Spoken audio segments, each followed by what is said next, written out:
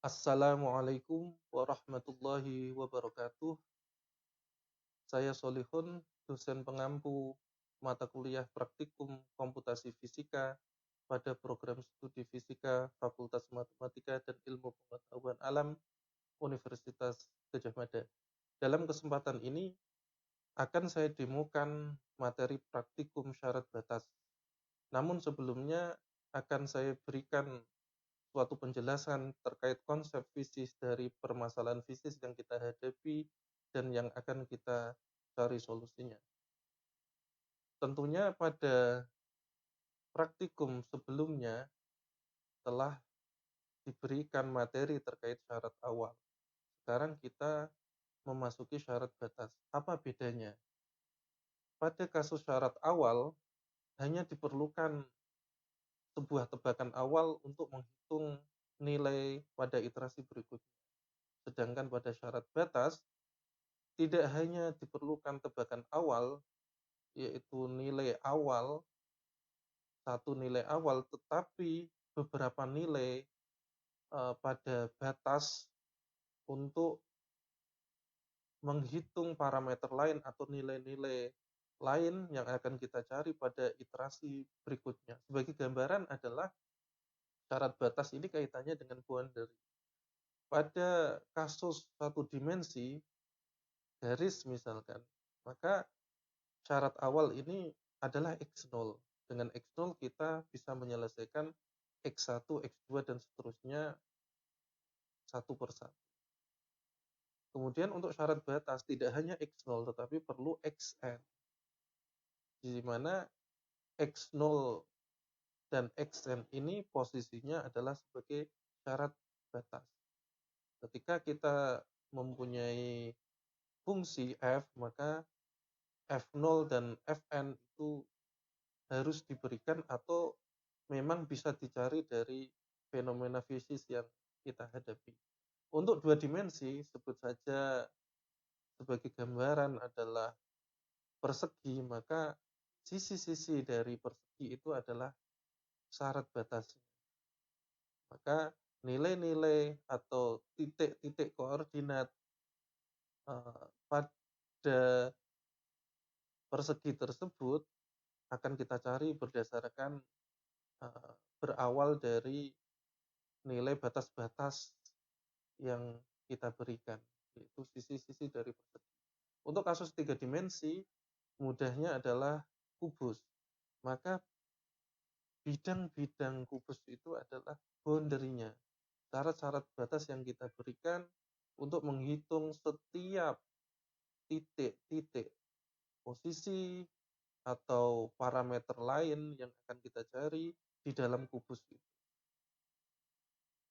Kemudian karena akan kita selesaikan menggunakan komputasi numerik, maka perlu dilakukan suatu proses yang diberi nama diskritisasi. Bahwa fenomena fisis biasanya disajikan dalam persamaan diferensial. Dalam hal ini persamaan diferensial orde 2, yang mana fungsi ini itu adalah fungsi kontinu.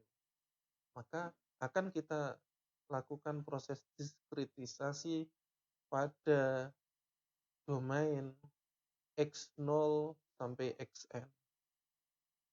Yang dalam hal ini syarat batas adalah X0 dan Xn, dan F0 yaitu F pada X0 dan Fn yaitu F pada Xn diketahui, baik diberikan ataupun ada informasi fisis yang bisa kita gali. Kemudian proses diskritisasinya adalah karena orde 2, maka di sini nanti muncul nilai 2. Yang tidak lain adalah ini proses diskritisasi 2 kali dari persamaan diferensial orde 1. Yang mana untuk persamaan diferensial orde 1 dy dx adalah delta y saja.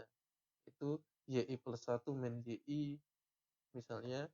Maka untuk d2y dx kuadrat diskritisasinya adalah y min 1 min 2y plus y plus 1 sama dengan H kuadrat F, yang mana H di sini adalah delta X dan Fi ini adalah nilai dari fungsi Fx pada iterasi ke I.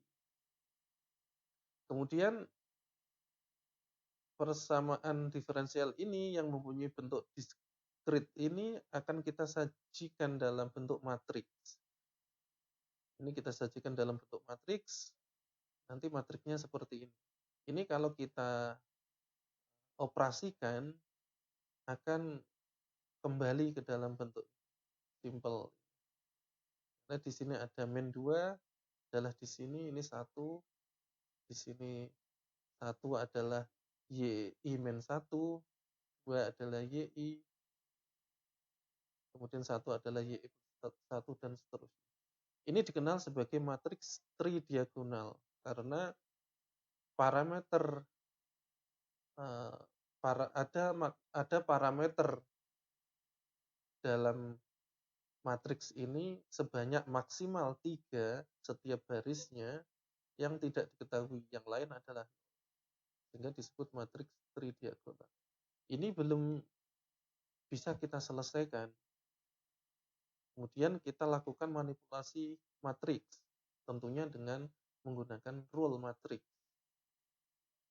Kita beri simbol B1, C1 secara umum, kemudian dengan menggunakan rule yang ada dalam matriks, kita bisa definisikan beta J sama dengan BJ min AC per beta J min 1 kali CJI min 1.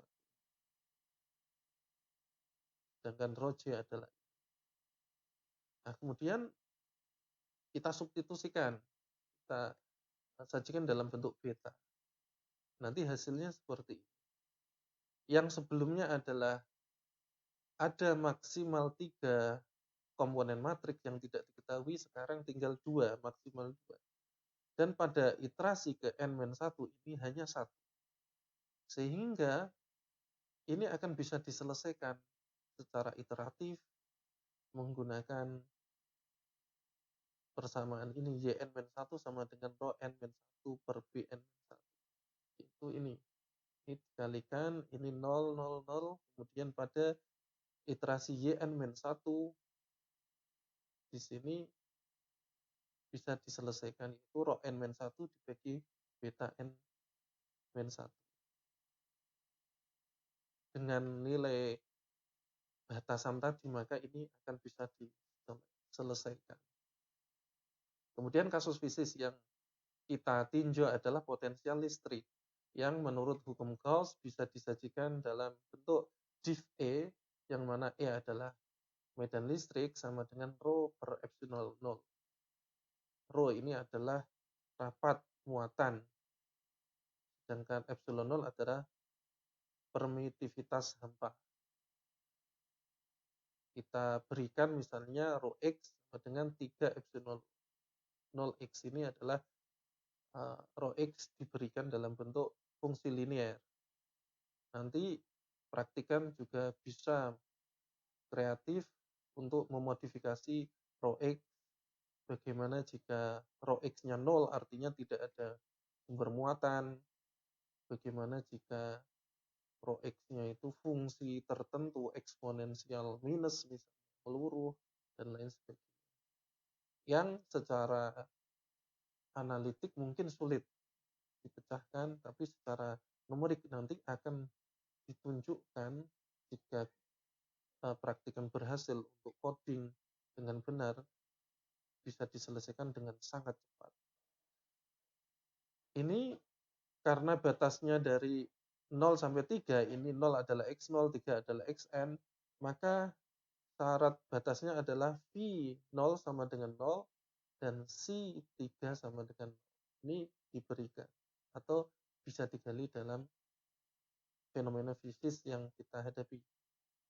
Nah, kemudian menggunakan kaitan antara medan listrik dengan potensial, E sama dengan min grad V, maka kita punya div grad V, yang ini tidak lain adalah bentuk diferensial orde 2 sama dengan min rho per epsilon 0.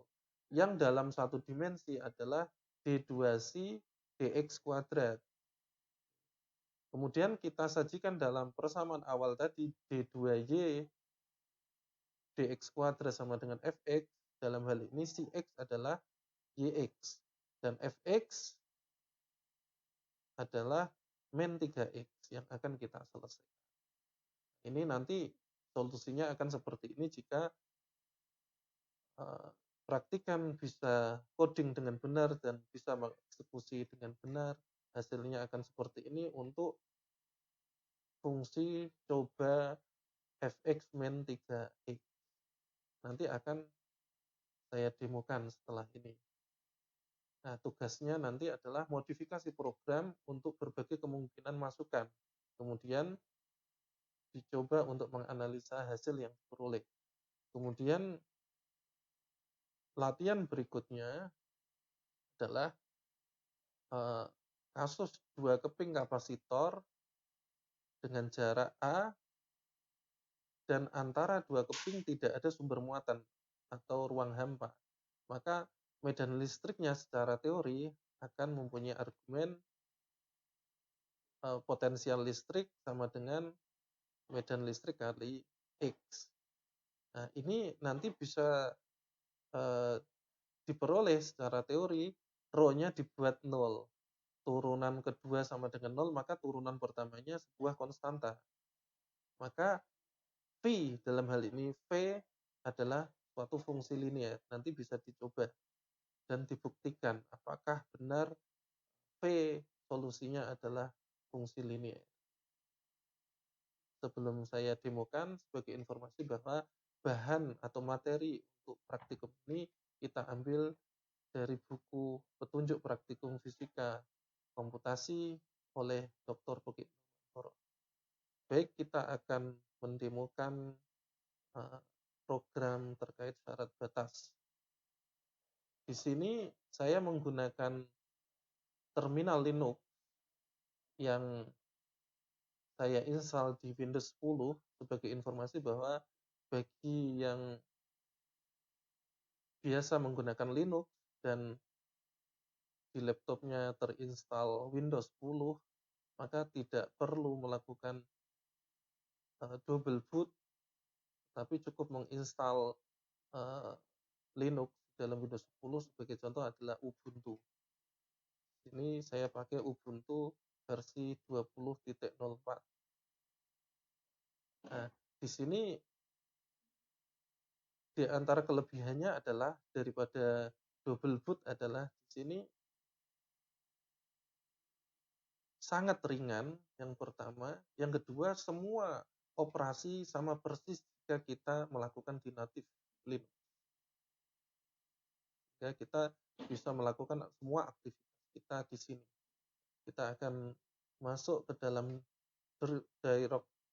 directory yang akan kita pakai untuk eksekusi program ini, itu di sini praktikum fisika komputasi. Kemudian untuk syarat batas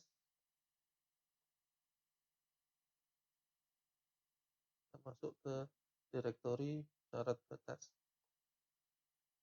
Di sini sudah saya siapkan code-nya. Nanti praktikan supaya menyiapkan code-nya sudah diketik karena sudah diberikan code-nya pada panduan yang saya sebut tadi. Saya beri nama syarat batas .f90. Di sini kita buka untuk mengecek bahwa file ini adalah ditulis dengan benar. Saya menggunakan nano di sini atau pakai VI, tapi kelebihan ada plus minus sebenarnya. Saya menggunakan nano di sini karena kita bisa mengedit baik menggunakan ketika menghapus misalkan, baik menggunakan delete maupun menggunakan backspace. Pada aplikasi VI, kita tidak bisa menggunakan backspace, tapi tentunya ada kelebihan lain. Di sini lebih simpel. Kita ketik source code-nya harus dengan benar dan hati-hati, karena salah spasi saja maka nanti akan error. Jika error maka harus dianalisa sampai ketemu, baru bisa kita compile program sehingga mendapatkan hasil yang kita inginkan. Di sini saya jelaskan singkat itu, di sini adalah n, yaitu jumlah partisi yang akan kita berikan. Ini bisa divariasi. Kemudian x0 di sini batas awal, xn ini adalah batas akhirnya yang merupakan syarat batas. Kemudian kita berikan nilai 0, kemudian 3 karena tadi range-nya adalah 0 sampai 3. Nah, kemudian H adalah langkahnya, dan seterusnya. Nah, di sini mulai partisi dari XI.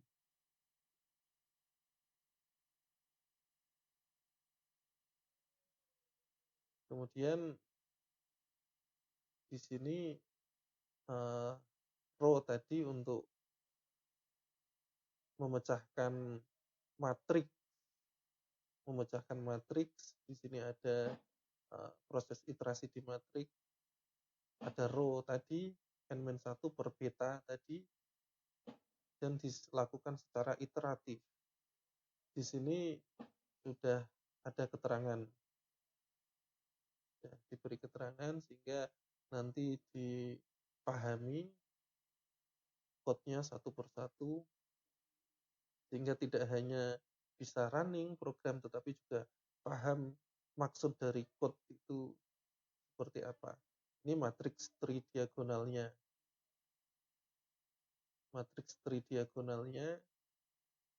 Proses iterasinya di sini.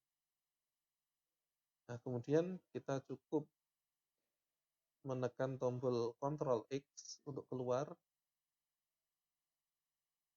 Ketika kita melakukan perubahan, maka kita ketik Y untuk yes, jika tidak, kita ketik no. Nah, kemudian akan saya running program syarat batas.f90. Di sini saya menggunakan compiler Gfortran. Tergantung yang digunakan, mungkin bisa menggunakan F90, maka nanti kodenya di sini bukan Gfortran tapi F90, tergantung yang terinstall pada komputer mahasiswa. Di sini saya run dan ternyata berhasil, artinya tidak ada yang error. Kalau ada yang error nanti akan ada warning di sini mana yang error. Kemudian kita cek, ini sudah muncul a.out, sehingga kita panggil a.out. Nah, inilah hasil numerik yang kita lakukan dari komputasi numerik syarat batas tadi. Di sini terlihat sekali kelebihan Fortran adalah bisa melakukan proses komputasi dengan sangat cepat. Bahkan untuk syarat batas ini tidak sampai 1 detik, mungkin 0,1 detik. Nah, kemudian kita akan plot fungsi ini. Apakah benar yang kita lakukan itu sesuai dengan panduan tadi. Kita coba simpan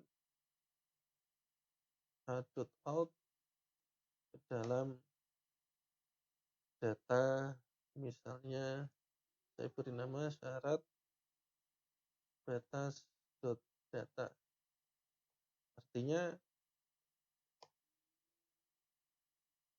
nilai numerik yang ada di sini tadi kita simpan dalam syarat batas.data, dan ini yang akan kita plot. Kita akan ngeplot menggunakan GNU plot. di sini. Hati-hati jika kita memanggil GNU-plot di terminal, jika ada pernyataan terminal type is unknown, artinya ini kita perlu untuk setting. Tapi jika sudah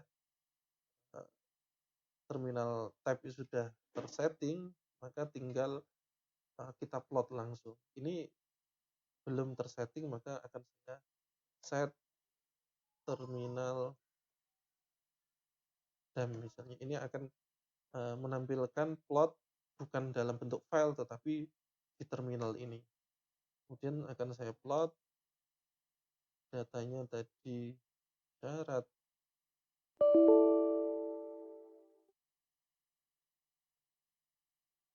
ini kita plot. Nah, ini yang saya sebut tadi set terminal DAM ini menampilkan di sini. Kita untuk ngecek dulu, jika benar baru kita simpan.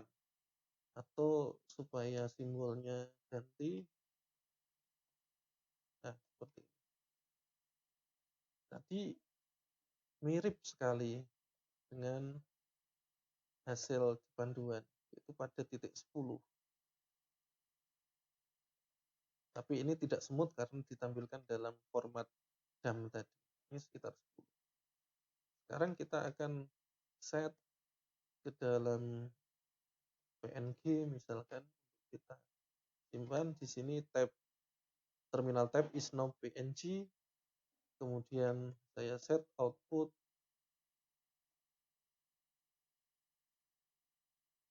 syarat batas.png, kemudian kita plot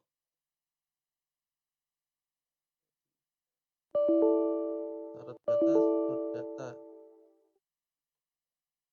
Nah, ini harusnya sudah tersimpan dalam bentuk syarat batas.png hasil plot ini tadi. Kita akan ngecek, kita keluar dulu dari GNU plot, kemudian kita cek. Nah, ini ternyata sudah terproduksi syarat batas.png. Akan kita cek, kita buka.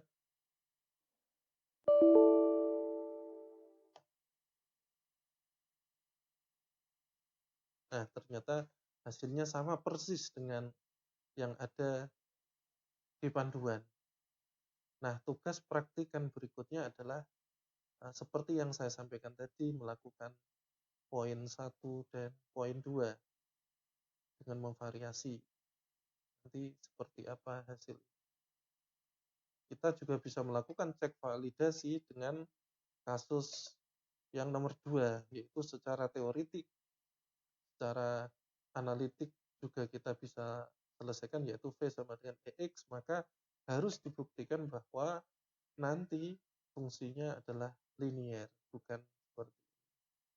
Baik, itu materi praktikum syarat batas. Semoga bermanfaat.